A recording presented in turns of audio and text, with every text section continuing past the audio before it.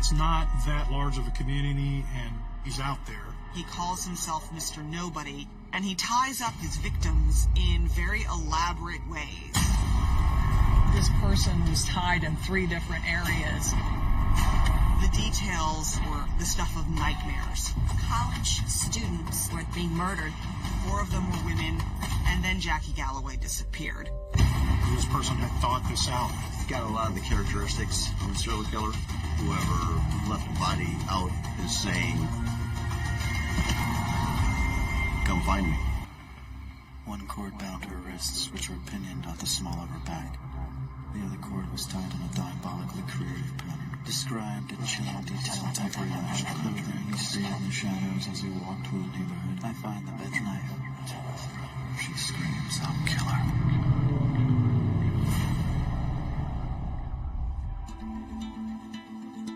It's the summer of 1991 in beautiful Sarasota, Florida. Jackie Galloway loves life in the Sunshine State, and if you ask her friends, they'll tell you she's a social butterfly. Jackie Galloway is 36 years old. She had a lot of friends. She had family who loved her. Really, anyone who met her and knew her for just a little bit of time ended up loving her. She liked to get dressed up. She liked her jewelry on. She liked to have her nails done. She enjoyed spending time with her friends at some of the local establishments. We clicked immediately. She's personable, elegant. I knew she was going to be my best friend forever.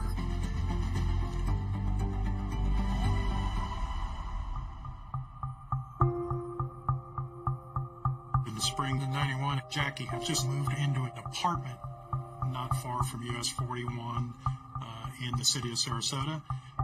She was renting a kind of an efficiency from a homeowner there. There's a little apartment in the back of the house with a little walkway down and around, and it was a really cute little apartment. She had just been there for a little bit, but she was really good and sixed up, really cute. Jackie spends some of her free time caring for an elderly friend named Harry Dean.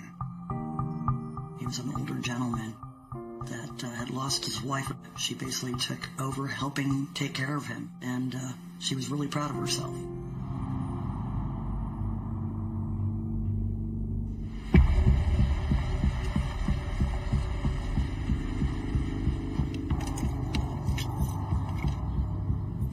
June 12th of 1991, Jackie's friend Harry Dean was going to pick her up to take her to lunch and then take her to a dentist appointment that she had. When Harry arrived, the door was open. She would never do that. She would always keep her door locked. Jackie isn't somebody who would leave her door unlocked because she'd been having problems with her landlord, and he was driving her nuts because he kept coming in uninvited. Jackie Galloway did not have a good landlord-tenant relationship. Pretty certain that she wouldn't leave it in a position where he could come in uninvited again. Harry Dean went in. He didn't find Jackie there. Harry Dean noticed that there was a food container out, partially consumed, with a fork in it. Her curling iron was on.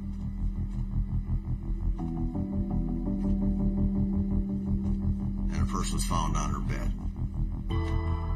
It was completely unusual for someone who took quite a bit of pride in her home, who liked to keep it neat and clean and, of course, secure.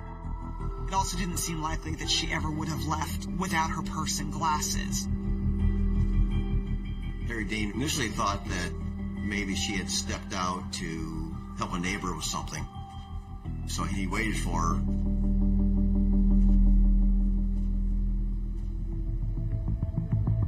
It's not long before Jackie's sister shows up, wondering where she could be.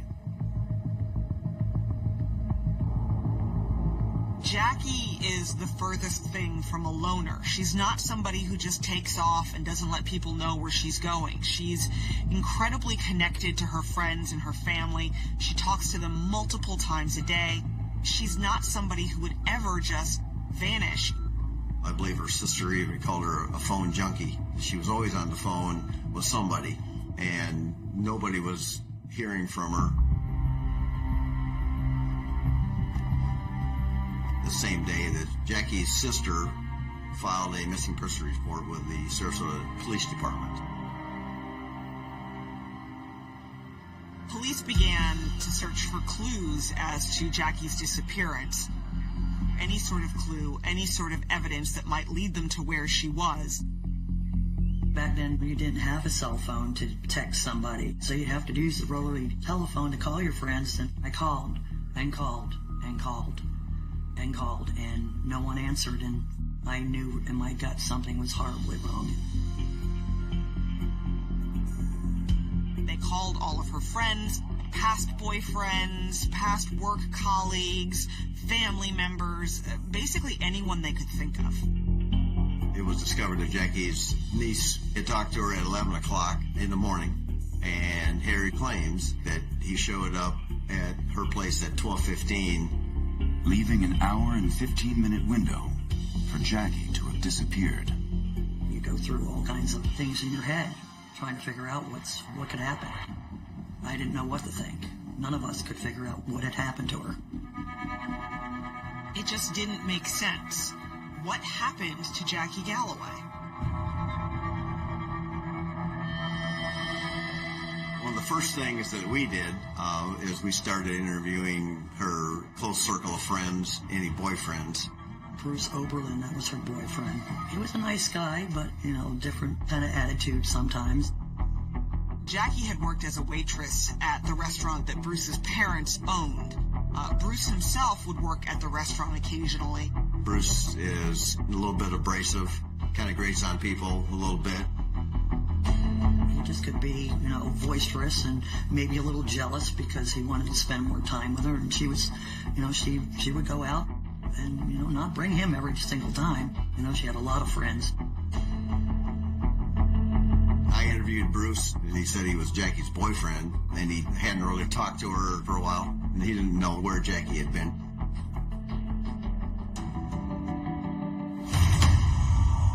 "24 hours pass with no sign or word from Jackie. And with every hour that passes, the fear that foul play is involved intensifies." The next day, there were two teenagers who were out horseback riding, and they liked to ride through this area, which is now developed, but at the time it was just being developed, so it was kind of a construction area. And out of nowhere, horses started to shy away a little bit, and then they come upon what appears to be a body wrapped up in sheets. And this person appeared to be the victim of something truly horrible. I was paged by our answering service and asked to call the Sarasota Sheriff's Office because they had a suspected homicide. As we got there, it was late afternoon. It was June, so it was hot. When I was doing my initial exam and notes, it appeared to me that there was nothing around the immediate area that showed any signs of violence. It was very pristine around the body versus other scenes where a person is killed on site and you're dealing with blood spatter, etc. It seemed to me that this person had been killed in another location and then just placed or dumped there. We didn't find any tire tracks. There was one boot print that was discovered about 40 or 50 feet from the body that was photographed and had an impression taken of it, but there wasn't anything else.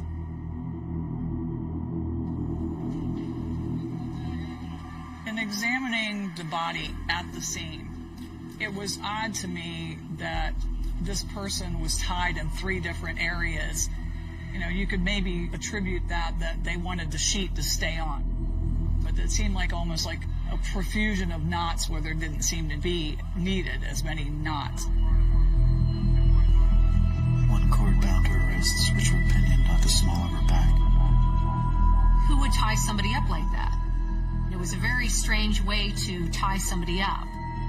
There are small black fibers on the sheet that seem to come from somewhere else, as well as hair that does not belong to the victim. The fiber appeared to be consistent with fiber that would be in a mat in the back of a car. the sheet was removed from the body, that was our first glimpse of what we were looking at. It turned out to be an adult woman, very badly decomposed.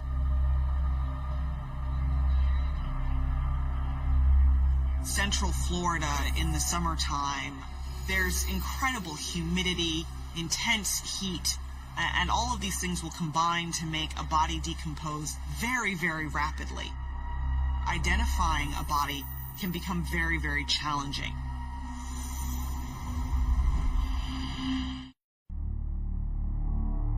She was out in an area that wasn't developed, so there was critters, and she had a lot of ant bites, and she was pretty badly decomposed as far as what was going on with her skin and the condition of it. She was wrapped up in that sheet, so then you got the heat being kept in with that too. It wasn't possible to tell to what extent there had been any sexual trauma.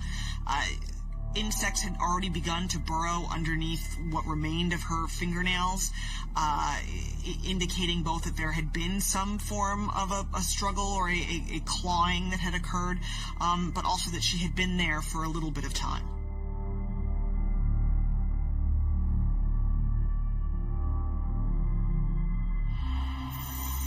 But the detectives were able to see quite clearly that the victim appeared to have been wearing press-on nails that had been ripped off one by one. Even more horrifying, this appeared, based on the amount of blood loss, to have happened while the victim was still alive. The suffering is unimaginable. The medical examiner determines the victim was bound and tortured before being strangled. She had a ligature around her neck. On that ligature, at the end, there was a slip knot. She had fractures in her hyoid bones. Forcing the cord around her neck to cause those bones to break, that takes considerable force. The police found a metal plate in the mouth of the victim, and using dental records, they were able to identify that metal plate as belonging to Jackie Galloway. When I look at the pictures of Jackie Galloway, what goes through my mind is how horrible those last moments of her life must have been. The fact that this person is tying her up, making her feel so vulnerable at that moment, and she had to have known that those were going to be her last breaths, and how incredibly alone and scared she must have felt. The family was absolutely devastated. They couldn't believe something like this would happen to their loved one. Everyone loved Jackie. If you knew her, you became her friend. So, who could do this? The strange knots, the white sheet, and the pristine crime scene suggest the murder was methodically planned. He described in chilling detail things rooted behind her through the cord around her wrists and tightly lashed around her ankles. This person had thought this out. Maybe he was inspired by something that he had seen or something in his past. Many times with people who are motivated by some of these psychological factors, there's a degree of fantasy that evolves into actual actions. The other thing that we knew for sure was that whoever left the body out in the open is saying, figure this out and come find me.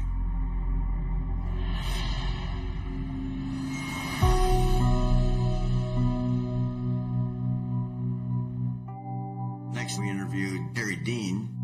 One of the first people who police looked at was Harry Dean. Harry Dean was the gentleman whom Jackie was supposed to meet for lunch that day. She went missing. What's interesting is that Harry then went into Jackie's apartment and he waited for her for 2 hours.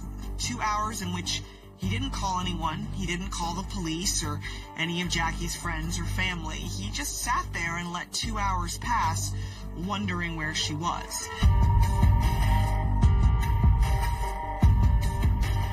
He paid her to help clean his house, to do errands for him, but also in a way just to be a companion. She received a small stipend essentially to spend time with him. He also paid quite a bit of money to take her to many fancy lunches on a very regular basis. He took her to dinner and lunch quite often during the week and gave her an allowance for her companionship. He admitted that he had some romantic feelings for Jackie. I don't think that Jackie felt that way towards him. There was no hanky-panky going on with either one of them. I know that for a fact. It was kind of strange that Harry would be this interested. Obviously, Jackie was kind of using him a little bit.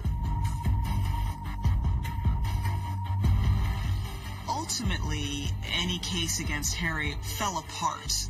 Firstly, Harry Dean is 80 years old at the time that Jackie Galloway goes missing. It quickly just doesn't seem feasible that he could have ever done that degree of bodily harm. Once Jackie's body was identified, we looked through her apartment, but we didn't find any evidence right away. And we also talked to neighbors in the area, see if any of them had seen anything out of the ordinary or anything unusual. Police questioned Jackie's friends and family again. And that's when they learned some new, disturbing details about her boyfriend, Bruce. I told the police that I had talked to Jackie the night before. I think it was about 11:30 p.m. She was complaining that Bruce was being a pain in the keister. He was giving her some grief about Harry Dean. She was going to have her teeth fixed, and Harry was paying for that. He bought her a car also when she needed it. I don't think Bruce liked the fact that Harry was spending money on her and just helping her out when she needed it. He was an alcoholic, had a very hard time holding down any job, and also was known to have an occasionally explosive temper.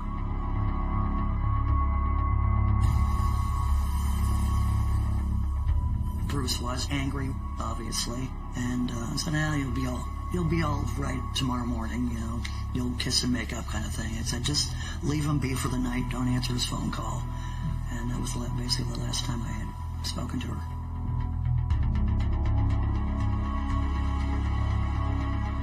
As we were progressing in the investigation, we find out that Bruce, he had a few minor brushes with law enforcement.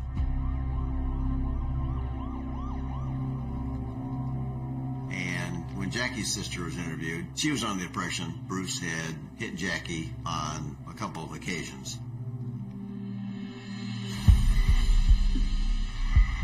And police get a report that 3 days before Jackie's murder, Bruce had a violent public outburst while they were on a date at the beach. Apparently, Jackie was talking to some guy. Bruce didn't really care for that, so they ended up getting into some sort of altercation that day. Detectives are now wondering if Bruce could have ever grown angry enough to have strangled Jackie in a fit of jealous rage. Police bring Bruce in for questioning, and he agrees to take a polygraph. When I interviewed Bruce, I asked him his whereabouts, June 12th of 1991, and he said that he was at work that day. I asked Bruce about Jackie's friend, Harry Dean, and Bruce didn't really know what Harry's motivations were. Matter of fact, he said that he tried on a few occasions to convince Jackie that she needed to break that relationship off. I was able to verify the work alibi through his employer, and he passed that polygraph test. Having ruled out Jackie's temperamental boyfriend Bruce as a suspect, investigators head down another avenue and look at similar crimes in the area, including a grisly murder spree in a neighboring city. Their names are painted on a wall. 5 students stabbed to death at the hands of a serial killer. Out in Gainesville, not too far from where Jackie's body was discovered, there was the mass murder. College students were being murdered. 4 of them were women, 1 of them was a man. Absolutely the stuff of nightmares. Jackie's killing was so brutal that many people assumed it had to be the work of the Gainesville Ripper. The mutilated bodies of students Sonia Larson and Christy Powell in their Gainesville apartment. Before the initial shock subsided in this college town, 3 more students were murdered, mutilated. The crime scenes chillingly similar. They're just little indications at each scene that the killer is trying to connect with us. It's as if someone who was very meticulous and knew about evidence collection and knew what not to leave behind. College students were being murdered. The details of their murders were absolutely the stuff of nightmares. 4 of them were women, 1 of them was a man. Somebody was coming inside the house, getting in through sliding glass doors, murdering and disfiguring them. The bodies were posed and arranged. Some of the victims were even decapitated. These crimes, they looked very planned. They looked like they were somebody who had a goal that was organized and were quite similar to the facts that surrounded the circumstances involving Jackie Galloway's homicide. Gainesville is only a few hours away from Sarasota. In the wake of Jackie Galloway's murder, many people are terrified that the Gainesville Ripper may have moved on to Sarasota.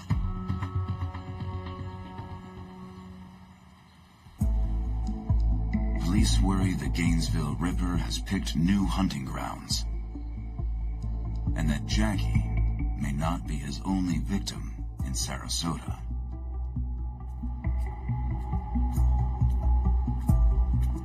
Wanda Wright was a single mother working at a cardiac care center.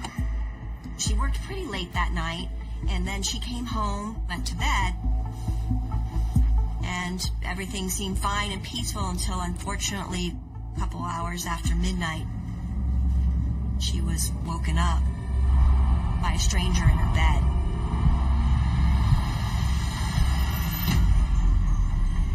I'm going to talk loud. Tell her if she screams. Don't kill her. He told her not to do anything. He tied her up.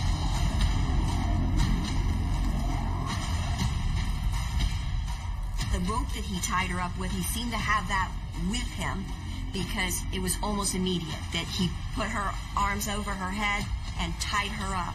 And he was pretty rough with her. He cut her lingerie off, and he began to sexually assault her. She just kept begging for him to stop. He seemed to enjoy that. The suspect kept talking to her. He said that he had a pattern of the way that he did things. He certainly knew about her habits, enough to know that she was home, she had a daughter, what the daughter looked like. He almost boasted about the fact that he had been watching her for quite some time.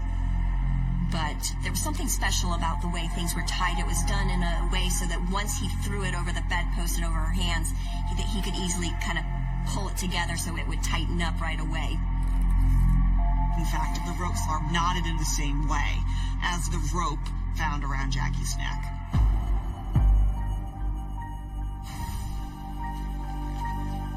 While the telltale knots don't match the MO of the Gainesville Ripper, they convince police that whoever attacked Wanda Wright also killed Jackie Galloway. But detectives aren't any closer to identifying a suspect until they take a closer look at Jackie's apartment.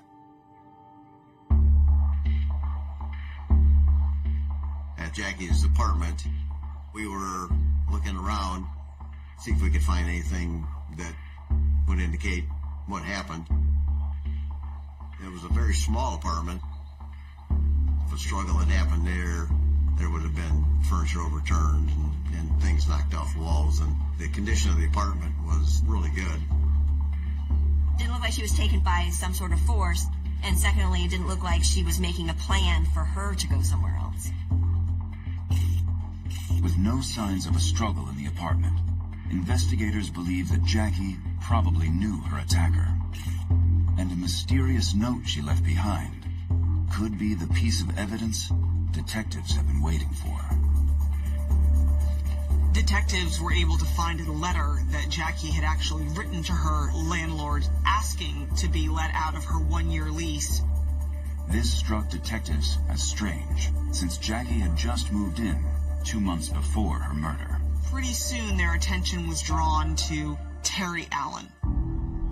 Terry Allen and Jackie Galloway did not have a good landlord-tenant relationship. Terry was seemingly very uptight about her having any sort of visitors. And at one point in time, he actually burst into her apartment and started accusing her of running a brothel. He scared her and she wanted to move out. She was petrified of him. And now police were wondering if that was perhaps a motive for him to have killed her.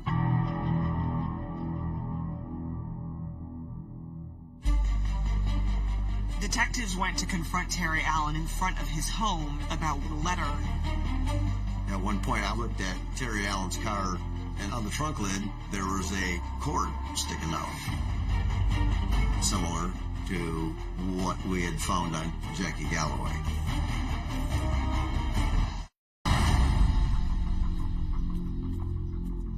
Detectives are zeroing in on Jackie's landlord, Terry Allen. And when they approach him at his home, the case takes a dark turn. After seeing what appeared to be cords in Terry Allen's trunk, detectives began to feel hopeful that they had found their killer.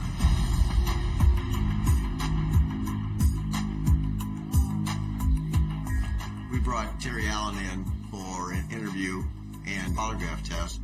Terry was kind of high-strung when we were asking him questions. He admitted that he had wanted her out of the apartment. But he adamantly denied any involvement in Jackie Galloway's murder. It was determined that he didn't show any signs of deception during the polygraph. And we got a good close look at the cord and realized that it wasn't the same. So he was eliminated as the suspect at that point.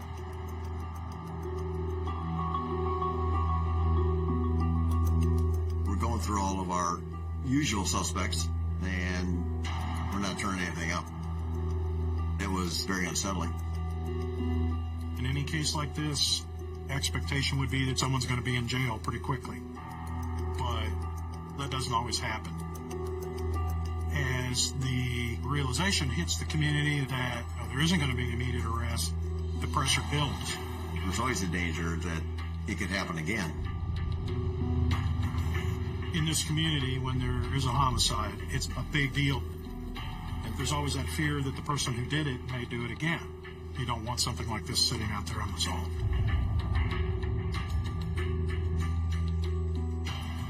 Weeks go by, and there doesn't seem to be anything coming up in Jackie's case. Everything seems to have led to a dead end, and the case was rapidly growing cold.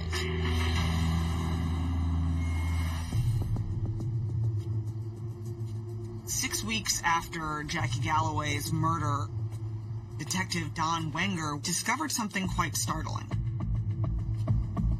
At that time, I lived on the same street as Jackie Galloway, and one night I noticed this Buick Park Avenue parked a few houses down from the house where I lived. I was fairly well aware of the cars that were around in that immediate area, and I didn't recognize them. And there was nobody in it, nobody around that I could see, so I ran the tag. Detective Wenger learns that the registered owner doesn't live in the neighborhood. So I called for a city police officer. And I see an individual coming out from around the houses, dressed in dark clothing. So I approached him. When he confronted the man, the individual said that he was just looking at some real estate.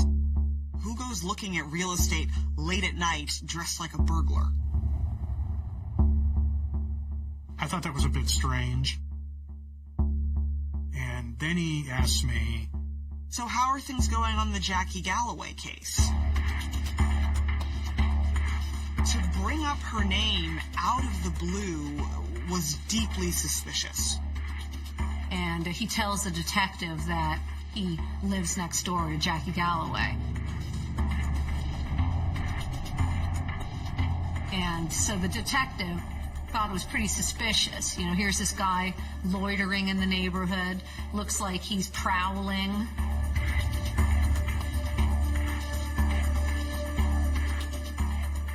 And then I asked him whether or not he had ever been questioned by a detective. He indicated that he had gotten a card in the door and that he had attempted to call that investigator and was unable to reach them. He appeared to be nervous to me. And at that point, I asked him to pop the trunk open.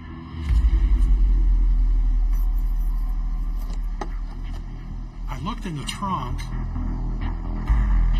There was a gray mat there.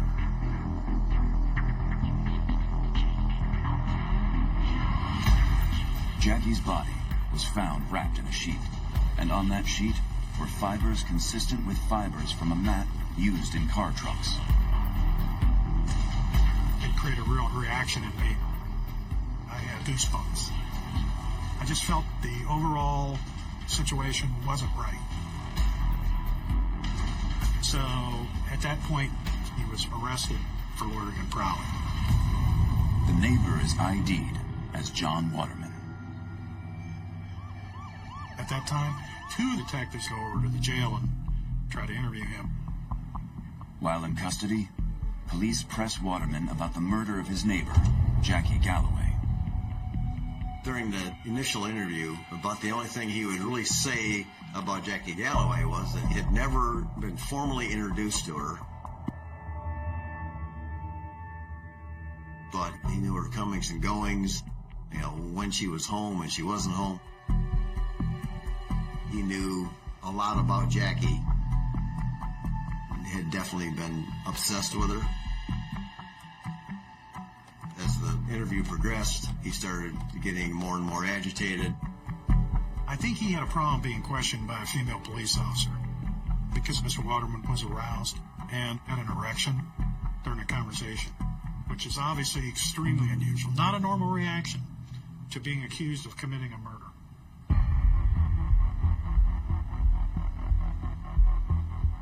There was a couple times during the interview that I thought he was going to confess to it, and then he would just pull back and stop talking.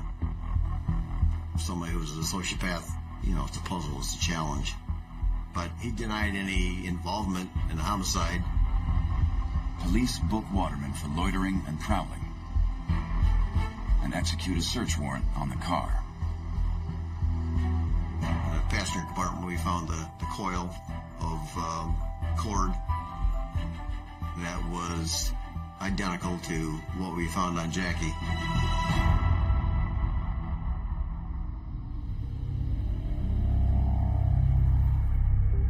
The next day, they do the search warrant at his house.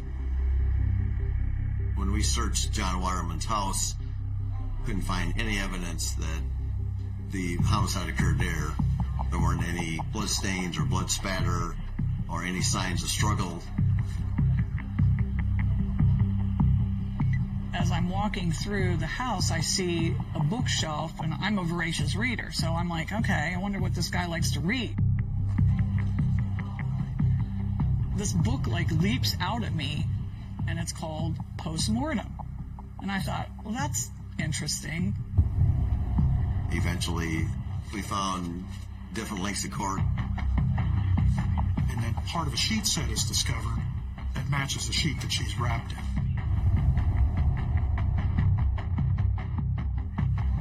So I'm reading, and I'm at like page 11, then I said, wait a minute, back up. And I read it again. And then in another bedroom in the closet, there's this bag found with gloves and some other items, which were somewhat consistent with the items that had been brought to the earlier rape scene.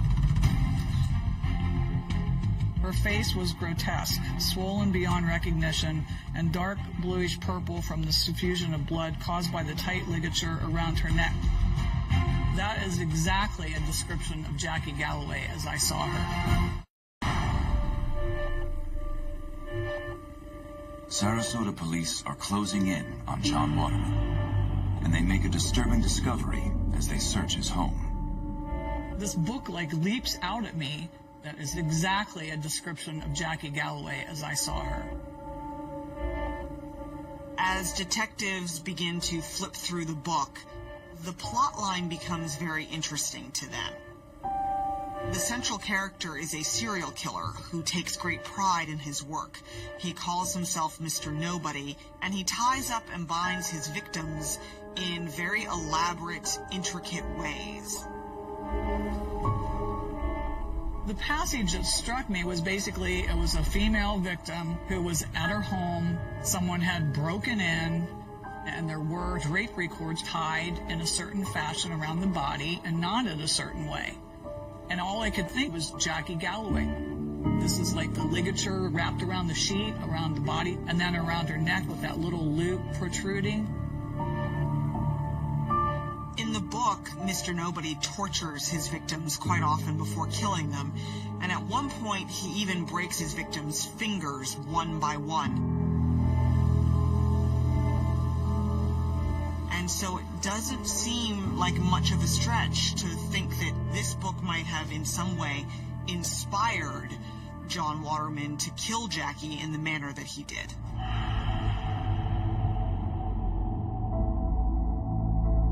It really is a circumstantial case because everything is a matter of being able to tie it back to him and connect some of the dots to put it together. They have the pillowcases that appear to be similar. They have the rope and the fibers that were on the sheet that was wrapped around Jackie, and those fibers match the fibers that were in the back of the car, which would then tie back to Waterman. We had developed enough probable cause to charge him with first-degree murder.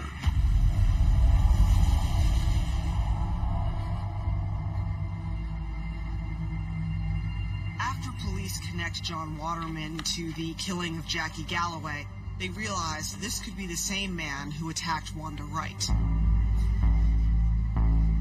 In fact, looking more closely at the book, post-mortem, the detectives make a rather chilling discovery when they come upon a passage in which the central character climbs into the window of a victim, rapes her, and in doing so, says to her, "Scream, and I'll kill you." This was almost identical to what Wanda Wright said her rapist said to her.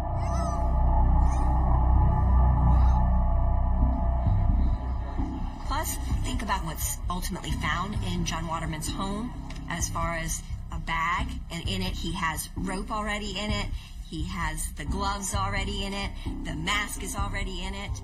I mean, it's the same stuff that Wanda had described as being used during her rape.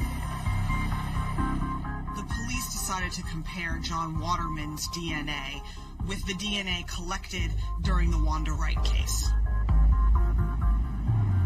The results came back from the DNA request, and it was a match with John Waterman. Police charge Waterman with the sexual assault of Wanda Wright and the murder of Jackie Galloway. The need to have him incarcerated, to have him out of society, was so incredibly important. This is a man who's incredibly dangerous. When you're involved in a murder case where it's not as clear what the motivating factor was, where the murder becomes the driving thing in and of itself, the potential with that type of personality is to continue and do similar type crimes. Unfortunately, because Jackie's body was so decomposed once it was found, police weren't able to use DNA to tie John Waterman to her murder. That's what ultimately led them to a plea deal.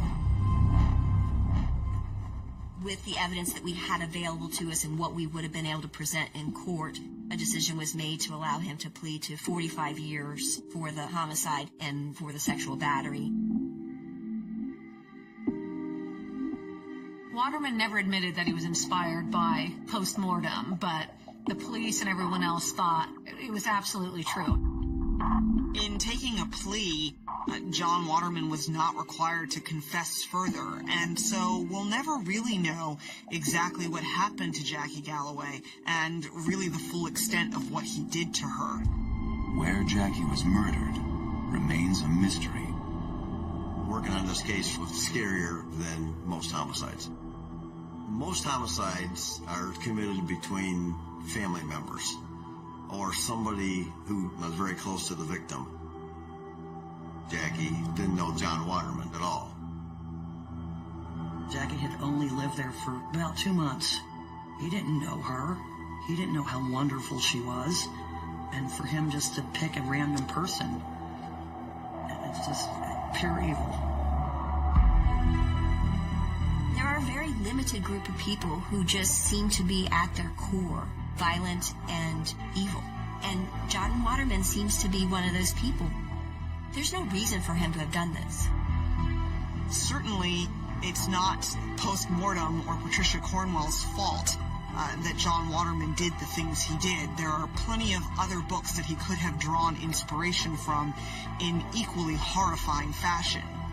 But the fact that police were able to find this book, find the passages that had directly inspired him, makes this a truly chilling case.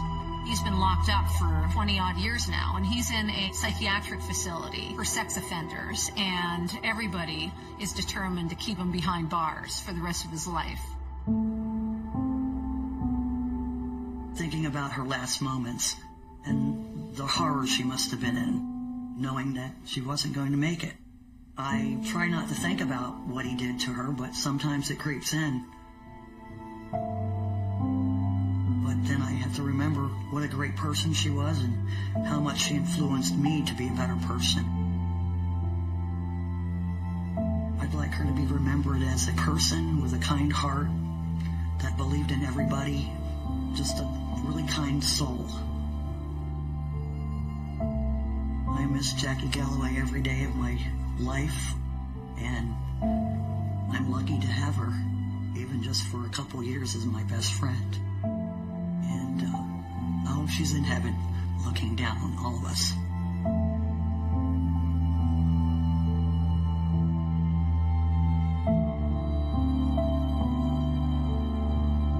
Una mujer fue encontrada muerta en su propia casa. Apenas unos días antes de Navidad. Y desde las primeras horas de la investigación, la policía seguía encontrándose con uno. Contradicción tras contradicción. Cuanto más profundo, cuanto más cavaban, más detalles extraños y seguían apareciendo pistas inquietantes.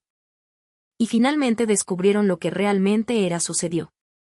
Pero el final solo desencadenó indignación pública y dejó aún más preguntas detrás. Ellen Gregory nació el 26 de diciembre. 1956 en Syracuse, Nueva York. Cuando ella era siendo aún pequeña, su padre falleció. De repente, Ellen tuvo que madurar rápidamente, ayudando a su madre a cuidar de su hijo menor hermanos. Más tarde, la familia se mudó a los suburbios de Filadelfia. Ellen terminó escuela y se matriculó en una escuela local universidad donde estudió comercio minorista y diseño. Al mismo tiempo, ella recogió trabajos de niñera para ayudar a mantener la familia. Después de graduarse, Ellen consiguió un trabajo como gerente de ventas y durante años, trabajó en varios lugares diferentes. Papeles.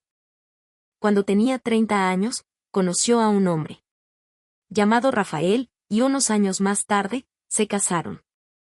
Rafael era un profesor en la Universidad de Pensilvania y un lugar bastante conocido economista. Se centró en la teoría de juegos y las empresas le pagarían para que les ayudara a predecir comportamiento del consumidor. A veces incluso las agencias gubernamentales en el extranjero traerían el dentro. En 1994, la pareja tuvo una hija, Olivia. Y desde ese momento vivieron una vida tranquila y estable en un suburbio acomodado de Filadelfia. Después nació Olivia, Ellen dejó su trabajo y se dedicó a criarla. Más tarde se involucró mucho en ella. Comunidad escolar, incluyendo el voluntariado como líder de una tropa de Girl Scouts. En 22 de diciembre de 2006, hace apenas unos días antes de cumplir 50 años, Ellen estaba profundamente en los preparativos navideños. Ella estaba a decorar la casa, envolver regalos, básicamente haciendo todo lo posible para lograrlo sentirte festiva. Esa mañana, ella envió a su hija de 12 años camino a la escuela como de costumbre, y Rafael se fue a trabajar a la universidad. Alrededor de las 2 de la tarde, Rafael llegó a casa y poco después llamó policía. Dijo que había encontrado a su esposa cuerpo en el suelo de la cocina y inmediatamente le dijo al operador que había estado asesinado. Cuando preguntaron por qué estaba tan claro, dijo Rafael, tenía la cabeza destrozada. Cuando llegaron los agentes, encontraron a Ellen yacía en un charco de sangre. Simplemente por lo que pudieron ver, parecía que le habían disparado a quemarropa. Un arma de gran calibre. Cerca de allí, había cajas envueltas en papel de regalo rasgado, lo que sugería el asesino la había atrapado completamente desprevenido. Justo en medio de envolviendo regalos de Navidad. Detectives también noté algo más, un rastro de huellas ensangrentadas que se alejaban de la cuerpo hacia el garaje. Basándonos en eso, creen que el asesino fue desde el de la cocina al garaje, luego salió la casa por ahí. En cuanto a cómo el asesino entró en primer lugar, Rafael había mencionado algo durante su llamada al 911. El cristal de uno de la puerta de entrada estaba rota. Lo que significa que alguien podría haberlo destrozado y desbloqueado el puerta desde el interior. A primera vista, parecía un robo que había ocurrido incorrecto. Pero casi inmediatamente, los detectives comenzaron a notar cosas que no encajaban del todo. Y cuanto más profundo Seran se metió en el caso, cuanto más extraño empecé a sentir. El mayor problema la teoría del robo era sencilla. En realidad, no faltaba nada de valor. Había dinero en efectivo y cosas caras. Sentados a plena vista, y ninguno había sido tocado. Incluso la elección de la casa no tenía mucho sentido. El coche de Ellen estaba aparcado justo delante. Así que cualquiera que estuviera inspeccionando el lugar habría supuse que había alguien en casa. Mientras tanto, la casa de enfrente no tenía coches. Afuera en absoluto, lo cual habría sido una opción mucho más segura si realmente se tratara de un allanamiento aleatorio. Luego, estaba la forma supuestamente el asesino entró. Si alguien había roto el cristal en el puerta principal, metí la mano, la abrí y pasaron, habrían tenido que pisar fragmentos rotos. Eso debería haber dejaron señales evidentes. Trozos aplastados, zapatos huellas, trozos de vidrio arrastrados hasta las habitaciones, pero los investigadores no encontraron ninguna de eso. No había evidencia de que nadie en realidad había caminado por el cristales rotos, y ningún fragmento suelto. Aparecía en cualquier otro lugar de la casa. Después de hablar con Rafael, los detectives aprendió que la última vez que lo había visto Ellen estaba viva esa mañana antes de que él se fue a trabajar. Dijo que regresó a casa. A la 1:40 de la tarde entró por el garaje, subió las escaleras y dejó caer su maletín. Y una computadora portátil en una habitación. Entonces escuchó su perro ladrando desde dentro de la habitación de su hija. Entonces, fue a comprobar, pensando que tal vez había llegado a casa de las clases llegaron temprano, pero la sala estaba vacía. Después de eso, volvió a bajar las escaleras. Usé el baño y solo entonces caminé a la cocina donde encontró a él en cuerpo. Poco después, los detectives encontraron algo más que inmediatamente se destacó. Por alguna razón, Rafael no había llamado al 911. En cambio, llamó a la policía local. La línea de no emergencia del departamento. Era un número completo de 10 dígitos, así que no lo era algo que normalmente marcarías en un momento de pánico. Tampoco quedó ninguna grabación de esa llamada. Porque a diferencia del 911, la estación local no grabó las llamadas entrantes. Detectives hablé con el oficial que tomó sin embargo, la llamada de Rafael, y según Rafael sonaba inusualmente tranquilo para él. Alguien que acaba de encontrar a su esposa muerta. Cuando los oficiales llegaron a la casa, él se mantuvo tranquilo y controlado, casi desvinculado. Aún así, los investigadores más tarde aprendió que esto no era del todo cierto. De carácter. Aparentemente, Rafael tenía una reputación de ser tranquilo en casi cualquier situación y muy analítico. Incluso entonces, durante esa conversación con según la policía, les dijo que necesitaba atención médica. Necesitaba ayuda porque su ansiedad se estaba disparando. Entonces, lo llevaron al hospital. Antes que sucedió, los detectives recogieron su ropa y una muestra de ADN. Intercambió sus manos para posibles residuos de disparo y tomó nota de una pequeña gota de sangre en su palma. Rafael explicó esa parte, dijo que tocó el cuerpo de Ellen para comprobarlo si ella realmente estaba muerta. Después de que él fue dado de alta del hospital, detectives interrogó a Rafael durante los siguientes 12 horas. Y los guió a través de todo el día, paso a paso. Nunca preguntó. Para un abogado y respondió a todo voluntariamente. Pero cuando sugirieron una se negó a someterse al polígrafo, diciendo que su ansiedad era demasiado alta y los resultados podría resultar poco fiable. En cuanto a su en la cronología, Rafael dio una explicación detallada. Relato de prácticamente cada parada. Dijo salió de casa alrededor de las 9:20 de la mañana, pasó por un mercado de frutas, luego me detuve en una tienda para tomar un refresco y se dirigió a universidad. Después de pasar unas horas allí, dijo que regresó a casa alrededor de 1:45 de la tarde, y fue entonces cuando lo encontró. Ellen. Los detectives comenzaron a comprobar que coartada. Encontraron una bolsa de fruta en el asiento trasero de su coche, pero no hay recibo que muestre cuándo se había realizado compraron. Entonces, fueron al mercado y hablé con el vendedor. El tipo dijo Rafael compraba fruta de allí todo el tiempo. Pero no recordaba haberlo visto esa mañana. La parada para tomar refrescos, sin embargo, sí. Mira. Rafael apareció en imágenes de vigilancia, y mientras él estaba en el interior, su coche incluso tenía aparcamiento. Boleto, que coincidía perfectamente con su historia. Aún así, los detectives no estaban completamente convencidos. Cuando miraron a su alrededor el edificio de la universidad donde Rafael funcionaron, encontraron muchas tiendas pequeñas y máquinas expendedoras cerca. Así que para ellos, me pareció extraño que condujera a algún sitio de lo contrario. Solo para comprar un refresco cuando pudiera han conseguido uno justo al lado de su oficina. Sus colegas también confirmaron que había estado en el trabajo esa mañana y que se fue en algún momento cerca de la 1 de la tarde. Pero cuando los investigadores trazaron su ruta, el momento no coincidía del todo.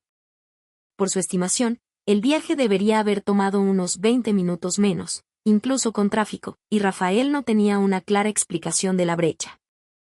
Y había una cosa más sobre su historia que les molestó. Basándose en lo que él describió que estaba dentro de la casa por unos 20 minutos antes de que lo descubriera Ellen. Pero cuando los detectives se derrumbaron los escalones que afirmó haber dado, arriba, de vuelta abajo, baño, luego la cocina. Sonaba como algo que debería han tardado la mitad de ese tiempo. Mientras los detectives seguían trabajando todo eso, el médico forense terminó la autopsia y trajo otro giro inesperado.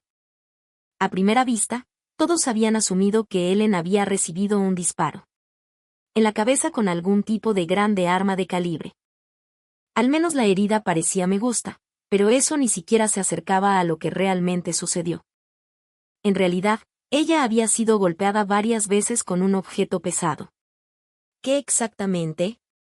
Ellos no podían decirlo. Los golpes eran tan violenta que la herida en su cabeza parecía una herida de bala. Y eso es cuando los detectives volvieron a algo que Rafael había dicho por teléfono. Según el oficial que tomó la llamada, Rafael le dijo que la cabeza de Ellen entró a la fuerza, lo cual fue exactamente correcto. Así que Rafael de alguna manera describió la lesión con mayor precisión que los oficiales que respondieron, o él ya lo sabía seguro cómo murió. Además de eso, el médico forense redujo la lista de posibles casos. Hora de la muerte en algún punto entre las 8:30 y las 10:30 de esa mañana, y que importaba porque significaba Rafael, en teoría. Podría haberlo hecho antes saliendo para el trabajo. Luego los detectives comenzó a hablar con los amigos de Ellen y familia. y se enteraron de su matrimonio con Rafael no era ni mucho menos tan perfecto como parecía. Miró desde afuera. Ellen había dicho personas en las que había estado pensando en divorciarse incluso antes de que naciera su hija. Y a lo largo de los años, las cosas solo habían cambiado, se aclara la garganta, ha empeorado. Ellen le dijo a la gente que Rafael controlaba básicamente todo lo que hacía, especialmente cuando se trataba de dinero. Ella dijo que él la menospreciaba constantemente y que incluso llegó a agredirla físicamente. Con los años, solo empeoró. Después su hija nació, ellos se quedaron juntos principalmente por ella. Durmieron en habitaciones separadas, mantuvieron las finanzas se separaron y se habló de ello. Divorciarse una y otra vez, pero nunca de hecho dio el paso final, incluso cuando las cosas siguieron descontrolándose. En un momento dado, Ellen incluso le dijo a una amiga, si alguna vez me pasa algo, Rafael estará presente. Involucrado. Los familiares también dijeron que no hace mucho tiempo antes del asesinato, Ellen finalmente decidió irse. Había hablado a un abogado de divorcios que le dijo que si ella obtuviera la custodia, podría recibir alrededor de $4,000 al mes en manutención infantil y también tendría derecho a la mitad de los bienes de Rafael. Los detectives descubrieron algo más también. Ellen se había puesto en contacté con un agente inmobiliario y concerté una cita para alquilar una casa. Se suponía que debían firmar los documentos. A mediados de enero, apenas unas semanas después ella fue asesinada. Rafael no lo negó. Su matrimonio tenía problemas, pero él insistió en que no tenía ni idea de que Ellen de hecho planea divorciarse de él y mudarse con su hija. Según con él habían hablado tanto de divorcio veces a lo largo de los años que se había detenido creyendo que alguna vez realmente iría para terminar con eso. Para obtener una idea más clara imagen de lo que podría haber estado conduciendo él. Los detectives también hablaron con Rafael. Primera esposa. Ella dijo que él era básicamente obsesionado con el dinero y tenía control cada dólar que gastó mientras estaban juntos. Cuando los investigadores profundizaron descubrieron que había abierto sus finanzas. Múltiples cuentas en el extranjero, con más de $2 millones en total. Además de eso, la casa estaba a su nombre. Entonces, si Ellen se divorciaba de él, Rafael corría el riesgo de perder una gran parte de su riqueza. Y dado como parecía obsesionado con el dinero, detectives creían que ese podría ser un motivo real. Su teoría era que Ellen podría le dijo que finalmente se iba, que se mudaba Sale en tan solo unas semanas, y eso es lo que lo enfureció. Aún así, los detectives todavía no tenían cualquier cosa sólida que vincule a Rafael con el asesinato. Así que siguieron cavando en busca de cualquier pruebas reales. Y con todo ese dinero sentados en cuentas en el extranjero, temía que pudiera abandonar el país. Entonces, fueron a la corte y obtuvieron una orden para tomar su pasaporte estadounidense. Pero había un captura. Rafael también tenía un israelí pasaporte y no pudieron confiscarlo eso. Aún así, no intentó huir. Como tan pronto como se terminó el trabajo en la escena del crimen, él regresó directamente a la casa con su hija. Incluso apareció en el funeral de Ellen y ayudó a llevarla. Ataúd, que la dejó completamente atónita familia. Prácticamente todos ellos eran convencidos de que él era quien estaba detrás de ella muerte. Entonces, verlo allí se sintió como una bofetada en la cara. Poco después de eso, los detectives se enteraron de que Rafael se había puesto en contacto con una empresa local de reparación de ventanas para arreglar el cristales rotos en la puerta principal. Y fue entonces cuando a la policía se le ocurrió una idea. En lugar de enviar a un técnico de reparaciones habitual, organizaron la presencia de un agente encubierto para ir en su lugar. Una vez dentro de la casa, el oficial entabló una conversación con Rafael y casualmente mencionó que estaba en libertad condicional. Él también dejó claro que sabía lo de Ellen. Asesinato y afirmó que se había ocupado del asunto fiscal local antes. Según él, el fiscal era ese tipo de persona. Quienes jugaron duro y doblaron las reglas para conseguir lo que quería. Así que Rafael necesitaba ser igual de estratégico si no quisiera para terminar en prisión. Entonces el oficial plantó otra idea. Dijo que el ladrón que no robó nada la valiosa historia no se mantuvo realmente y sugirió que Rafael debería armar una lista de artículos que faltaban en la casa. La lógica del detective era simple. Durante semanas, Rafael había insistido en que nada fue tomado.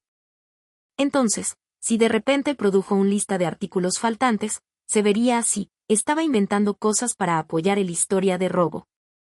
Y eso podría usarse contra él más tarde. Pero el plan no el trabajo. Rafael lo desestimó por completo. Sugerencia, no ofreció ninguna lista y una vez más, la policía quedó con las manos vacías. Aún así, solo unos días más tarde, las cosas cambiaron. Técnicos de laboratorio se ha terminado de procesar todo lo recolectado de la casa. Y lo que más destacó era lo que no estaba allí. Lo encontraron huellas dactilares y ADN de Rafael y Ellen, pero nada que sugiriera un extraño había estado alguna vez dentro. No huellas dactilares desconocidas, sin ADN no identificado, nada que respaldara la idea de algunos ladrón misterioso. Y combinado con todas las otras señales de alerta que tenían los investigadores ya lo había notado. Eso hizo que Rafael mirara aún más sospechoso porque había simplemente no hay forma de probar a una tercera persona. Había estado en esa casa. No fue un golpe. Caso de buceo en su contra, pero los fiscales decidió seguir adelante de todos modos. Y en enero de 2007, Rafael fue acusado de asesinato. La teoría del Estado era que él mató a Ellen antes de irse a trabajar. Creían que estaba planeado que él. Descubrí que hablaba en serio sobre divorciarse de él y mudarse con ella e hija. Entonces, él estalló o decidió que no podían permitir que eso sucediera. En su opinión, había dos grandes motivos, el dinero y custodia. Argumentaron que en la mañana del asesinato, atacó a Ellen mientras ella estaba envolviendo regalos de Navidad. La golpeó varias veces con algunos objeto pesado. Luego, después del hecho, el cristal se rompió en una de las entradas puertas para simular un robo. Antes me dirijo al trabajo como si nada hubiera pasado. Porque el vendedor de frutas dijo que no lo hizo. Ver a Rafael esa mañana, fiscales sugirió que Rafael podría haber comprado el bolsa de fruta antes a propósito para ayudar a vender su cronograma. Eso también habría sido le dio un margen de tiempo adicional para desastre del arma homicida y desastre de ella. Cualquier prenda ensangrentada. La fiscalía incluso trajeron a un psiquiatra que dijo el ataque parecía intensamente emotivo. Y que probablemente fue hecho por alguien cerca de Ellen. La pura brutalidad que argumentó que apuntaba al odio personal, no a un allanamiento aleatorio. Rafael fue llevado a custodia y se enfrentaba a cualquier cosa hasta cadena perpetua. Inmediatamente contrató a un equipo de defensa de primer nivel, básicamente los mejores abogados de la zona. Y ellos consiguieron trabajar para construir su caso. Primero, señalaron algo obvio. No había sangre en el de Rafael. Ropa y ninguna en su coche. Si la fiscalía tenía razón, si él hubiera golpeado, Ellen golpeó la cabeza varias veces, luego alguna transferencia de sangre sería casi inevitable. Pero no lo encontraron. No sobre él, no en su vehículo, y no en su oficina en la universidad tampoco. También argumentaron que los investigadores ni siquiera se pudo encontrar sangre en el fontanería. No hay rastros en los desagües, no señales de que alguien se había lavado en el fregadero después. ¿Qué es lo que cabría esperar si las manos del asesino estaban cubiertas de sangre? Además de eso, la defensa dijo Rafael no tenía un motivo claro. No había pruebas sólidas de que él siquiera lo supiera. Ellen tenía planes reales de irse.